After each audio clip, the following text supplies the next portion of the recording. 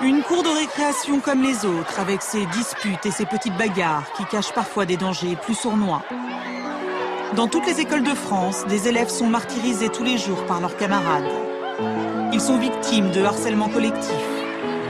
Un enfant sur 10 est concerné par le harcèlement dans la cour de son établissement scolaire en France. Un rapport qui fait état d'une augmentation inquiétante du nombre de cas de violence à l'école.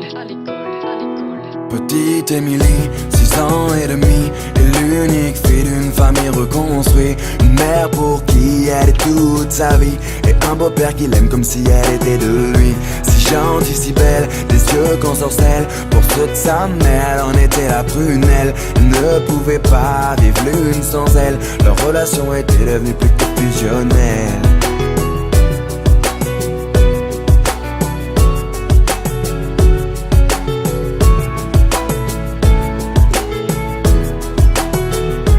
Petite Émilie, à 8 ans passés, rien n'a changé sauf qu'elle a déménagé. Fini la campagne isolée, elle vit maintenant en ville car sa maman fut mutée.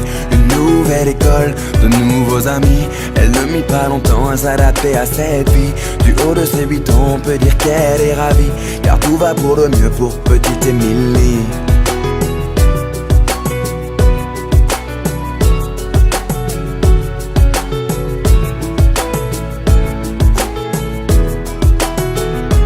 Petite Émilie, à 10 ans, était devenue une petite fille comblée. On peut dire que l'école lui plaisait. Bonne élève pour maman, elle en était une fierté.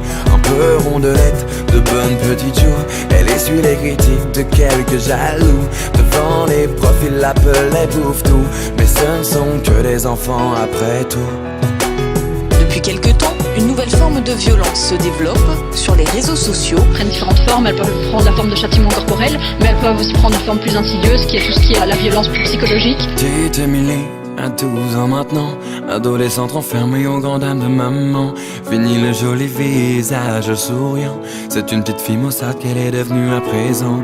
Faut dire qu'au collège, tout avait changé. Trop d'élèves ne faisaient que de se moquer. Partout elle se sentait rejetée, tantôt frappée, tantôt injuriée. Elle se demandait comment faire face. Elle était devenue le souffle-douleur de la classe. Sur les réseaux sociaux, ils l'appelaient la dégueulasse. Des photos d'elle tournées montrant son ventre qui dépasse. Ne sachant pas comment faire ni comment réagir à cet enfer. Par honte et ne voulant pas affoler sa mère, petite Émilie décida de se taire.